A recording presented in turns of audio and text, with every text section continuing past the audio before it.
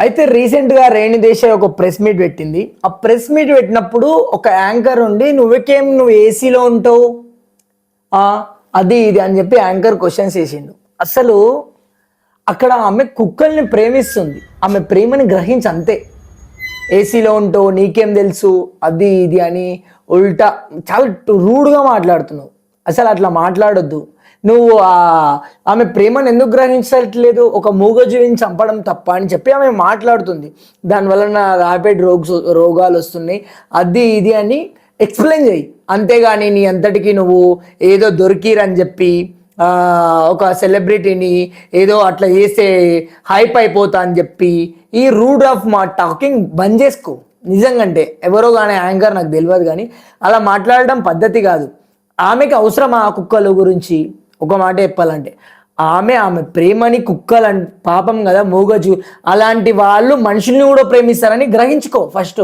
పవన్ కళ్యాణ్ కన్నా నేను అంత సపోర్ట్ లేదు అని పవన్ కళ్యాణ్ అభిమాని అయినా, కానీ ఆమె ప్రేమకు మాత్రం నిజంగా అంటే ఆమె కుక్కల్ని ప్రేమిస్తుంది కాబట్టి కుక్కల్ని అట్లా చేయదు. ఏ జీవికైనా బ్రతకడానికి అర్హత ఉంది భయ్, అవునా కదా? ఇప్పుడు చాలామంది మనుషులు తప్పులు చేస్తారు.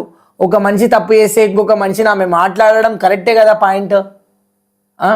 ఇప్పుడు ఏదైతే డాగ్ ఉందో దానికి అంటే తీసుకోలేకపోతున్నారు దాని గురించి ఓకే, కాకపోతే అలా జరగొద్దు అని ఆమె inner feel చెప్పుకుంటుంది.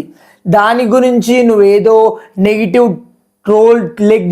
Negative road lake తీసుకుపోవడం అది తప్పు.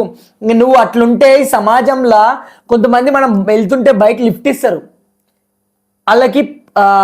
వాళ్ళకి ఎలాంటి మెంటాలిటీ అంటే అరే నేను కూడా ఒకప్పుడు ఇట్లా కదా, అలాంటి కొన్ని మెంటాలిటీస్ లిఫ్ట్ ఇస్తారు. సమాజంలో అలాంటి వాళ్ళు ఉన్నారు కాబట్టి ఇంకా ఇప్పటికీ మనం అందరం జీవిస్తున్నాం. గుర్తుపెట్టుకో, అలాంటి వాళ్ళు తక్కువ ఉంటే అలాంటి వాళ్ళు లేకుండా అయిపోతే ప్రపంచం నిలబడదు. గుర్తుపెట్టుకో మిత్రమా, నువ్వు గుర్తుపెట్టుకోవాల్సిన మాటలు ఇవన్నీ.